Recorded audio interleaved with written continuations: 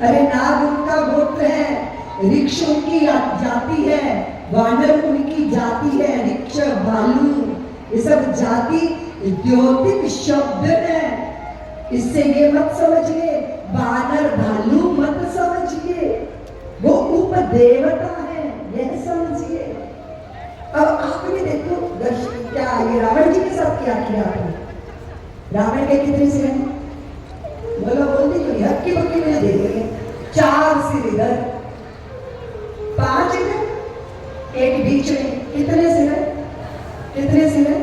10 सिर है उनके। क्या करते होंगे? कभी सोचा नहीं कि रावण 10 सिर लेके सोता कैसे होगा? कभी विचार नहीं आया? और फिर कितनी कितनी भुजाएं हैं? 20-20 भुजाएं, इधर 20, हमारी एक है ना, तो भी लगता है प्रभु अगर ये फोल्डिंग होती ना तो रात को उतार के रख देते, सुबह लगा देते, नहीं तो रात को बहुत दर्द होता है जब बाण जो है सिर के नीचे आ जाती है। और सोचो जरा रावण का पलक कैसा होता होगा, इतना बड़ा बीच में छेद किया जाता होगा जब रावण जी करवट लेते होंगे तो 5 सिर इधर और 5 लोग खड़े हैं, फ्रंटियर मेल की तरह बोगी से बोगी जुड़ी हुई। क्या दुर्दशा की है रावण की। अरे वो अपने युग का लोक नायक था, लेकिन उसने वेद के सब अर्थ का अनर्थ कर दिया। उसने विचित्र पंथ चलाया। वो मुद्रा को और मांस को, मछली को, मैथुन को, मदिरा को ही सर्वोच्च स्थान देकर बैठ गया। आर्यवर्त की समस्त परंपरा को नष्ट भ्रष्ट करने का उसने संकल्प कर लिया। वो 10 बुद्धियों जितनी जिसकी बुद्धि थी, बोलो ना, बोलती नहीं हो। कदाचित मर्म को समझिए, उसके तत्व को समझना बहुत जरूरी है, नहीं तो भारी व्यामोह पैदा हो जाता है। अब जामवती जी रुक्मणी जी से कैसे परिचय होगा? जामवती जी आई पर रुक्मणी जी ने स्वागत कर लिया। सत्यजित को बुलाया गया कि मणि तुम ले लो। वो बेचारा द्वारका में से लोग बोलते थे धन पशु, क्या बोलते थे? धन पशु। इसने द्वारकाधीश पर आरोप लगाया, इसलिए उसकी भारी बदनामी हुई, भारी अपयश हुआ। तो वो कहते जी मणि आप ही रख लो। भगवान ने कहा ना भाई मणि आप ले जाओ। प्रभु आपने दूसरा ब्याह कर लिया तो तीसरा ब्याह कर लो मेरी पुत्री सत्यभामा के साथ, और दहेज में मणि ले लो। तो भगवान ने कहा सत्यभामा स्वीकार करिए, मणि स्वीकार नहीं है। ऐसे प्रभु की 8 पाणी वृंदा भार्या, वो जामवती, रुक्मिणी, सत्यभामा, लक्ष्मणा, वृंदा, नागनजती, ऐसे भगवान ने कालिंदी, इसके ऐसे भगवान के 8 पाणी वृंदा भार्या। और फिर 16,000 वो कन्याएं, जो 16,100 जो की कौन थी? नरकासुर के कैद में बंद थी। प्रभु ने उनको मुक्त किया। और अगर वो शरण दे देते द्वारका में, पत्नी न स्वीकार करते तो कोई भी उनका मान मर्दन करता रहता। द्वारकाधीश भगवान ने कहा वो मेरी भाव पत्नियां हैं, और फिर द्वारकाधीश की पत्नी पर कोई बुरी दृष्टि उठा के देखने की कल्पना भी नहीं कर सकता।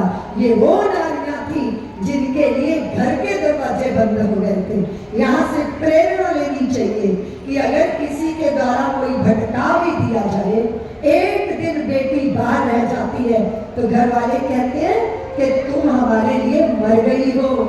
यही व्यवहार होता है स्त्री के साथ। इसलिए तो नारी निकेतन भरे पड़े हैं।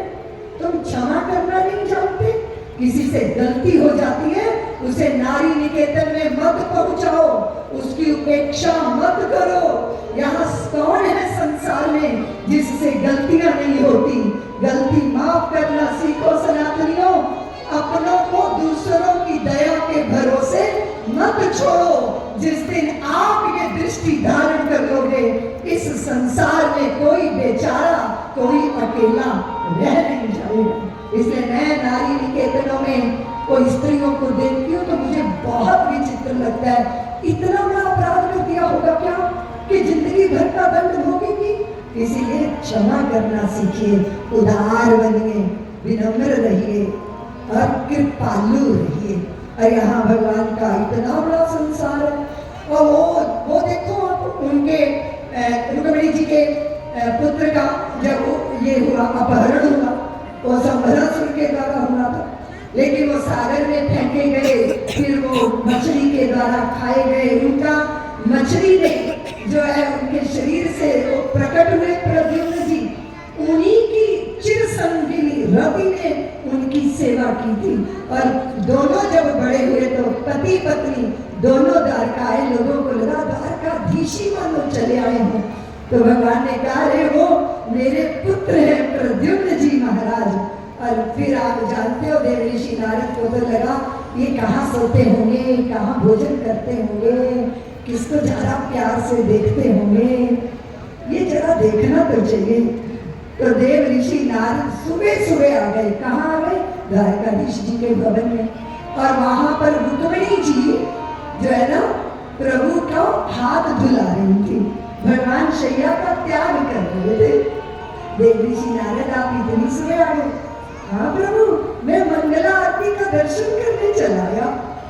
भगवान ने कहा फिर आओ थोड़ा जलपान कर लो। नहीं प्रभु, मुझे शीघ्र ना है। भगवान ने कहा रुक जाते तो। नहीं प्रभु। और अंदर ही से देव ऋषि सोच रहे मुझे तो पता था कि रुक्मिणी के घर होंगे, अरे पुराने चावल अधिक खुशबू देते हैं, अभी जाके बताता हूँ जामवती जी को। और जैसे ही जामवती के भवन में पहुंचे तैसे ही भगवान निम्ब की, कदम्ब की, मौलिशीरी की दातुने करीने की सजी थी। वो प्रभु दंड धारण कर रहे थे और जामवती जी जल ढार रही थी, आंखें बहुत चटपटी रह गई। भगवान ने कहा देव ऋषि रुको रुको। नहीं नहीं प्रभु मुझे जल्दी है। कहाँ पहुंचे? सत्यभामा के भवन में। वहां स्वर्ण की पीठिका सजी थी, उसमें प्रभु बैठे थे, शरीर पे उबटन लगाया जा रहा था। भगवान के स्नान का अनुष्ठान प्रारंभ था। गीले वस्त्रों में ही भगवान ने कहा रुको रुको रुको देव ऋषि रुको, अभी थोड़ा जलपान कर लो, कुछ खा पी लो। कहीं प्रभु हवन कर रहे हैं, कहीं प्रभु गोदान कर रहे हैं, कहीं प्रभु ध्यान कर रहे हैं, कहीं प्रभु सबसे मिलजुल रहे हैं। देव ऋषि नारद का तो हाथ पकड़ के भगवान ने कहा अभी तो कुछ खा के जाना ही पड़ेगा प्रभु, मुझे बहुत जल्दी है। भगवान ने कहा हाँ देव ऋषि नारद, अभी तो 16,100 घर बाकी है। ए नाथ, यूं कहकर भगवान के चरणों में गिरे देव ऋषि नारद। भगवान बोले वैसे एक बात कहे देव ऋषि, बुरा तो नहीं मानोगे? देव ऋषि बोले नहीं प्रभु, कुछ नहीं बुरा मानोगे। तो भगवान बोले वैसे साधु सन्यासियों को ना गृहस्थियों के घर में ज्यादा ताक झांक नहीं करनी चाहिए। अमोघ वीर्य परमात्मा, उनका ऐश्वर्य का विस्तार। देव ऋषि नारद ने कहा प्रभु, जब जिनका मैं मानस पुत्र हूँ वो ब्रह्मा जी आपकी लीला को न समझ पाए, आपकी माया को न समझ पाए, मैं भला उनका मानस पुत्र होकर कैसे इस विषय को समझ सकता हूँ? ये बहुत अद्भुत विषय है। मैत्री और मित्रता बहुत अद्भुत विषय है। भगवान की इस सुंदर झांकी का दर्शन करो।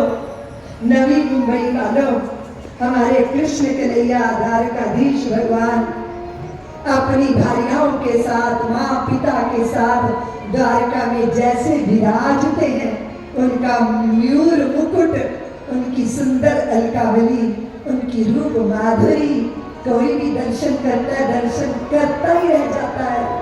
हम लोग गीत गाते हैं कि हाँ हमारे कानों लागे चिर पालो। भगवान के रूप माधुरी के गीत गा लें, ठीक है, तुम्हारी नींद भी भाग जाएगी। कथा में सो जाती हो, सोती हो, बोलो ना, बोलती नहीं हो। वैसे कथा अच्छी जगह सोने के लिए, बहुत महीना का होगा